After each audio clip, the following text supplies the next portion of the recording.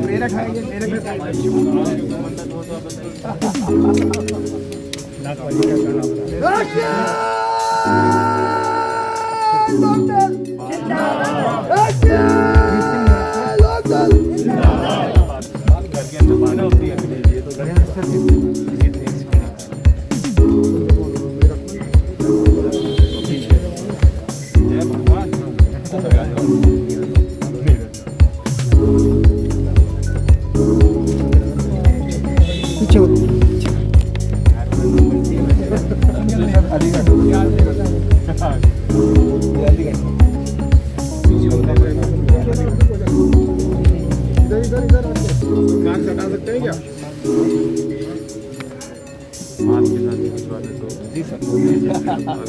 बादल मंडरा रहे हैं।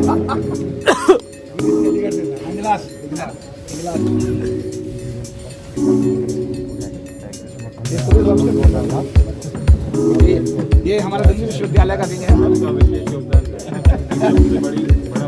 आइए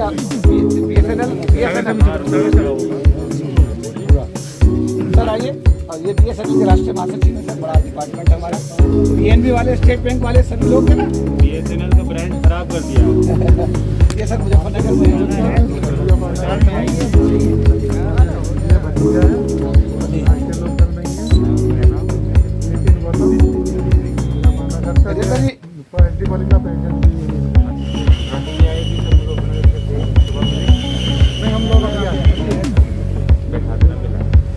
सर पीएनबी के जनरल सेक्रेटरी हैं सर आप, पंजाब नेशनल बैंक के जनरल सेक्रेटरी। कैनरा बैंक के जनरल सेक्रेटरी आदित्य हैं।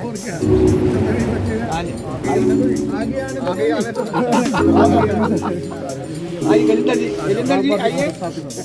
ये गजेंद्र जी जिला अध्यक्ष बुलंदशहर के, ये हमारे बहनोई के सगे लोग, ये लोग हमारे परिवार लगा हुआ। ये कह रहे हो, यही तो आपको लाए हैं। सर आइए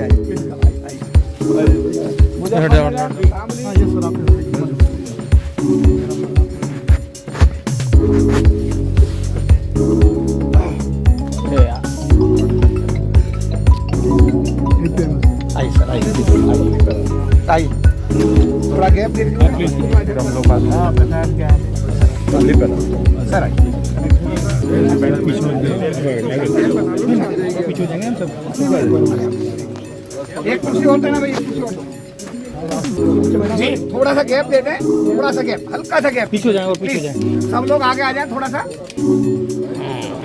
हमारे राष्ट्रीय अध्यक्ष महोदय इधर आ जाए, महासंघ फोन वाले नहीं गुरुजी। बस ये आपकी जो अध्यक्ष। हाँ हाँ, वही मैं कह रहा हूँ। धन्यवाद साथियों, सभी का बहुत बहुत आभार और बहुत बहुत धन्यवाद। माननीय राष्ट्रीय अध्यक्ष महोदय चौधरी ने पिछले दिनों मुझे राष्ट्रीय सचिव की जिम्मेदारी से नवाजा है और इस शुभ अवसर पर हम लोग आज उनका धन्यवाद अदा करने के लिए मुजफ्फरनगर, मेरठ, बागपत, बड़ौत, अलीगढ़, मुरादाबाद, हापुड़, इगलास, अलीगढ़, जो आगरा, किसी का नाम रह जाए तो बुरा मत मानिएगा, बुलंदशहर, ये जो बेल्ट है हमारी, जो हमारी खुद की कार्यस्थली रहेगी, वहाँ से हमने कुछ नुमाइंदे आज बुलाए थे, रिप्रेजेंटेटिव सिलेक्टेड। और हमारे जम्मू कश्मीर 6 राज्यों के प्रतिनिधि भी कल आए थे। जम्मू कश्मीर, हरियाणा, राजस्थान, हिमाचल प्रदेश, ये 6 राज्य जो हमारे बनते हैं, इनके रिप्रेजेंटेटिव भी आज हम मौजूद हैं। तो मैं अपने निवेदन करूंगा अपने महासंघ के राष्ट्रीय कार्यकारी अध्यक्ष हमारे इंजीनियर राजेंद्र प्रसाद जी से कि वो सर का धन्यवाद अदा करें। आज के इस शुभ अवसर पर सबसे पहले मैं बाबा साहब भीमराव अंबेडकर जी को नमन करता हूं। इसके साथ साथ चौधरी चरण सिंह जी, चौधरी अजीत सिंह जी के भी चरणों में मैं अपना पुष्पांजलि अर्पित करता हूं। पहली मीटिंग में फेडरेशन की परमिशन और फेडरेशन का सहयोग के साथ साथ जब चौधरी साहब को एक्टिव पॉलिटिक्स में उतारने का निर्णय लिया तो उस समय भी हमने पूरा परमिशन, सपोर्ट और सहयोग का आश्वासन दिया था। आज इस शुभ अवसर पर चौधरी साहब को जो जिम्मेदारी दी गई है, राष्ट्रीय अध्यक्ष जी का हम तहे दिल से धन्यवाद करते हैं और उसी परिपाटी को आगे बढ़ाते हुए फेडरेशन की तरफ से मैं पढ़कर अपनी फेडरेशन की जो भावना है उससे अवगत कराना चाहूँगा। परम आदरणीय चौधरी जयंत सिंह जी, अनुसूचित जाति जनजाति संगठनों का अखिल भारतीय महासंघ देश के सभी सरकारी अधिकारी, सामाजिक एवं धार्मिक संगठनों का करीब 40 लाख सदस्यता वाला सर्वोच्च संगठन है, जिसकी स्थापना सन 1997 में भारत के सर्वोच्च न्यायालय द्वारा जारी आरक्षण विरोधी आदेशों को वापस करने के उद्देश्य से की गई थी। इस संगठन में गठन के समय श्री केपी चौधरी जी को राष्ट्रीय प्रधान महासचिव की जिम्मेदारी दी गई थी तथा आज भी वे इस जिम्मेदारी का निर्वहन कर रहे हैं। श्री केपी चौधरी जी के नेतृत्व में दिल्ली के रामलीला मैदान, संसद मार्ग तथा देश के कोने कोने में अनेकों रैलियां एवं आंदोलन आयोजित किए गए। दिल्ली के तालकटोरा स्टेडियम में अनेकों बार अंतर्राष्ट्रीय दलित सम्मेलनों का आयोजन किया गया। महासंघ के राष्ट्रीय प्रधान महासचिव की हैसियत से श्री केपी चौधरी जी ने 2 बार संयुक्त राष्ट्र संघ, न्यूयॉर्क, अमेरिका, एक बार ब्रिटिश पार्लियामेंट तथा एक बार कनाडा की पार्लियामेंट में जाकर हमारे समाज की आवाज़ को उठाने का सफलतम प्रयास किया। श्री केपी चौधरी जी के अथक प्रयासों से भारत सरकार ने संविधान में 3 संशोधन 81वां, 82वां एवं 85वां किए तथा इस प्रकार हमारा महासंघ अनुसूचित जाति जनजाति समाज के आरक्षण को बचाने में सफल हो सका। पूरे देश एवं विश्व में अनुसूचित जाति जनजाति समाज का प्रतीक बन गए श्री केपी चौधरी जी को आपने अपनी पार्टी राष्ट्रीय लोकदल में राष्ट्रीय सचिव की जिम्मेदारी से नवाजा है।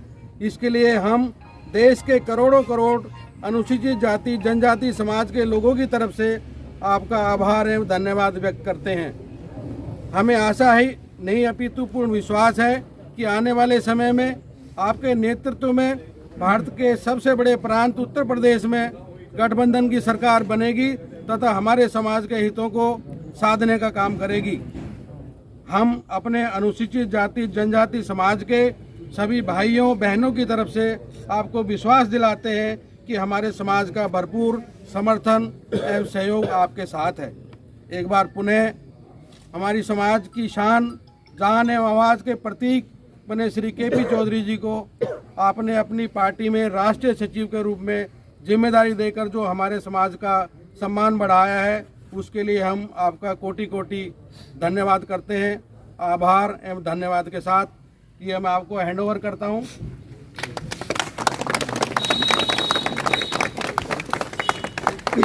यार मनीष भाई नीचे आओ। जी का आभार प्रकट करते हैं, धन्यवाद करते हैं। रोशनी फोन पीछे। सबसे पहले पगड़ी को ही बनाते हैं।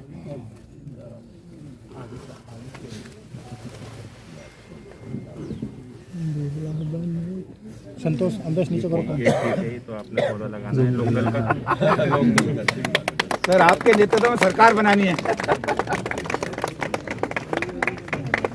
बाबा साहब अमर रहे, बाबा साहब अमर रहे, जब तक सूरज चांद रहेगा बाबा तेरा नाम रहेगा, और जब तक सूरज चांद रहेगा बाबा तेरा नाम रहेगा। बाबा साहब अमर रहे, भारतीय संविधान जिंदाबाद, भारतीय संविधान जिंदाबाद,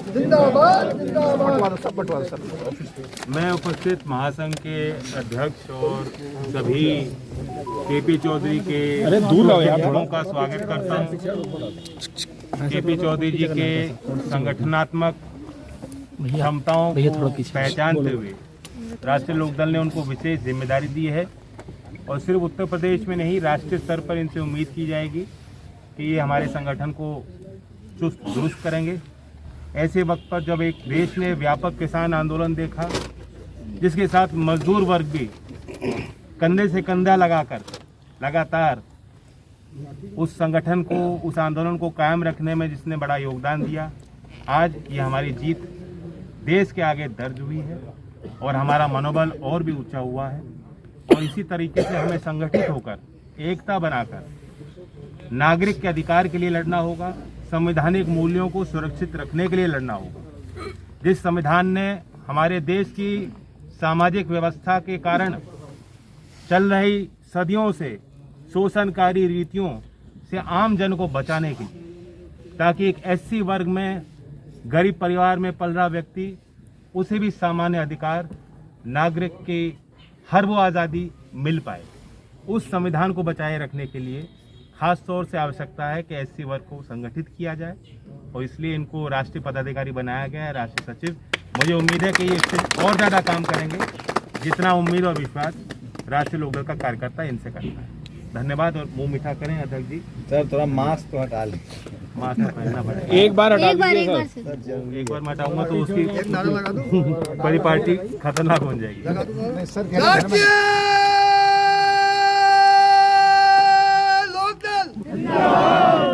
तंग हो जाएंगे। राष्ट्रीय लोकदल जिंदाबाद, राष्ट्रीय लोकदल जिंदाबाद, चौधरी चरण सिंह, चौधरी सर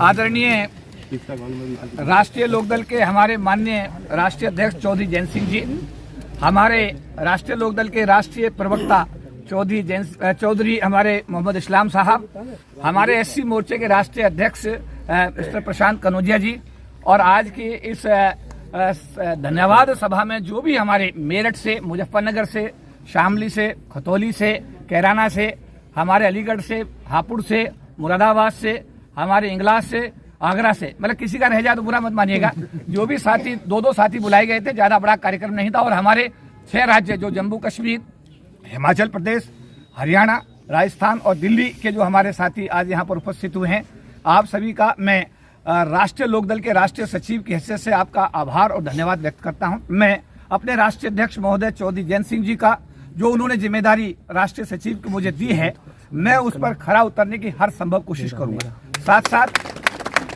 साथ साथ मैं ये भी निवेदन करता हूं आप लोगों से, क्योंकि हमारी जो पार्टी है उसका जो मूल कार्य क्षेत्र है अभी तक राजस्थान, थोड़ा सा हमारा मध्य प्रदेश भी कह सकते हैं, लेकिन हम मूल रूप से उत्तर प्रदेश में हमारी पार्टी जो है वो बड़ी प्रमुखता के साथ में आने वाले विधानसभा चुनाव में भी लड़ेगी।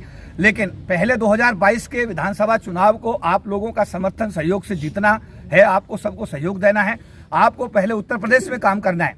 जैसा कि मैं अभी राष्ट्रीय अध्यक्ष महोदय की इजाजत लूंगा, एक तो कार्यालय हम लोग नोएडा में चाहते हैं कि उत्तर प्रदेश में एक कार्यालय हमारे दल का जल्दी सर से निवेदन करेंगे कि हम लोग बना दें और उसका उद्घाटन उनके हाथ से हो जाए।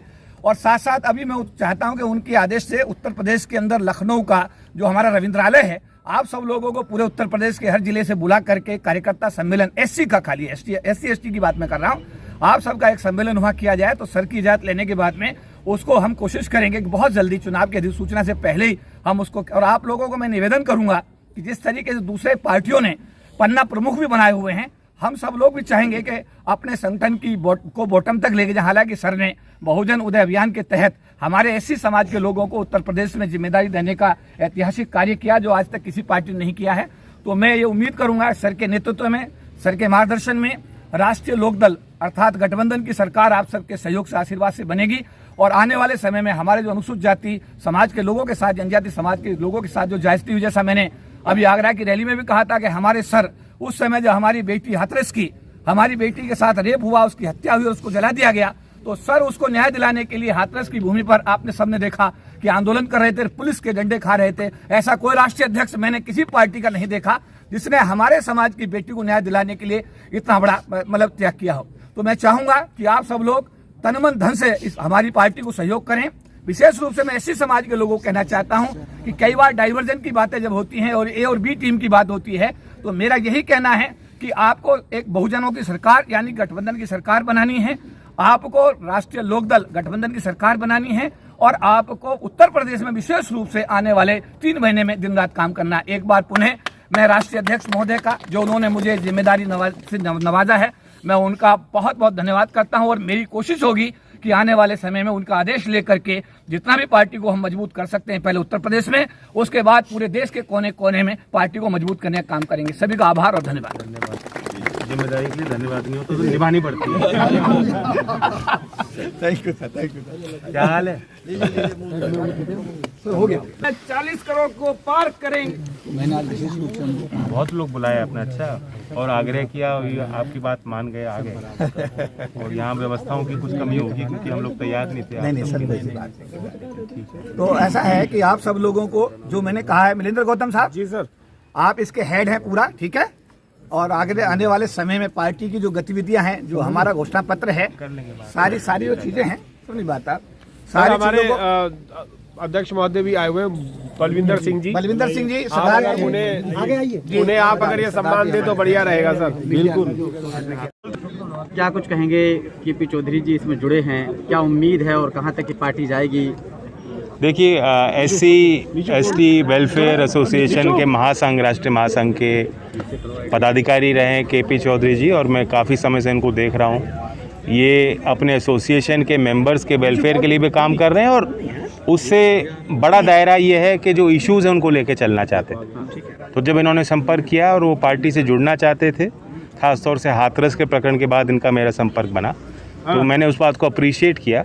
और राष्ट्रीय लोकदल कमेरा वर्ग की पार्टी रही है हमेशा। चौधरी चरण सिंह जी की नीतियों को लेकर हम चलना चाहते हैं।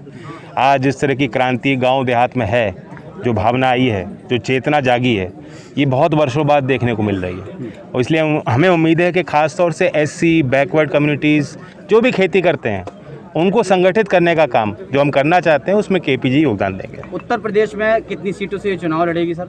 403 सीटें असेंबली में, हर एक सीट को टारगेट करना पड़ेगा, तभी हम लोग मिलकर जब चुनाव लड़ेंगे तभी कामयाबी मिलेगी। क्या कुछ बातें लोगों के बीच में रखी जाएंगी, क्या उम्मीद है लोगों से? लोक संकल्प 2022 के नाम से हमने अपना घोषणा पत्र जारी किया है। उसकी अलग ID भी ट्विटर पे आप देख सकते हैं, फेसबुक पे अकाउंट है और वो सार्वजनिक है, और उस पर कई पहलू हमने रखे हैं। मुख्य 22 बातें हैं जो हमारी 22 संकल्प हैं। शिक्षा, स्वास्थ्य, कानून व्यवस्था में सुधार कैसे हो पाएगा, पुलिस रिफॉर्म्स के माध्यम से होगा, और कृषि क्षेत्र को हमने ख़ास तौर से उसमें भूमिका अपनी बनाई है। और युवाओं के लिए जो बड़ी बात कही है कि हम 1 करोड़ नौजवानों को नौकरी देना चाहेंगे, उत्तर प्रदेश के नौजवान। 4 पार्टियां और हैं। और भी सवाल लेने दो यार। हाँ, ले लो सर, ले लो। आप ले लो। जयंत जी, आप गठबंधन में आपकी पार्टी दूसरी सबसे बड़ी पार्टी है, लेकिन जिस तरह से प्रधानमंत्री वाराणसी की रैली कर रहे हैं, मुख्यमंत्री योगी ने सीधा इसको जिन्ना वर्सेज हिंदू वर्सेज मतलब हिंदू मुस्लिम करने की कोशिश कर रहे हैं। आप लोग के पास क्या बाइनरी है, क्या आप लोग का मुद्दा क्या रहेगा? नहीं, हमारा बाइनरी नहीं, इस बाइनरी को देश रिजेक्ट करेगा। हम तो यूनिटरी व्यू को लेकर चल रहे हैं कि समाज का कल्याण कैसे होगा, विकास कैसे होगा। कैराना के बाई इलेक्शन में मैंने एक नारा दिया था कि जिन्ना नहीं गन्ना जीतेगा, और आखिरकार किसानों की जीत हुई थी। और आज भाजपा के नेता सब भौखलाहट में, उन्हें समझ नहीं आ रहा। जब उन पे कोई विकास का कोई ट्रैक रिकॉर्ड नहीं, कोई हिसाब नहीं दे पा रहे, अब दोबारा से जिन्ना को खोद के लाए हैं। लेकिन खुदे हुए जिन्ना को कौन मान रहा है? हम तो चाहते हैं, अपने भविष्य को देखकर हम लोग चिंतित हैं। आज मीटिंग में क्या कुछ चर्चाएं हुई हैं आपकी? आज तो प्राथमिक तौर की बातचीत हुई है। इनको पदाधिकारी बनाया गया है, राष्ट्रीय सचिव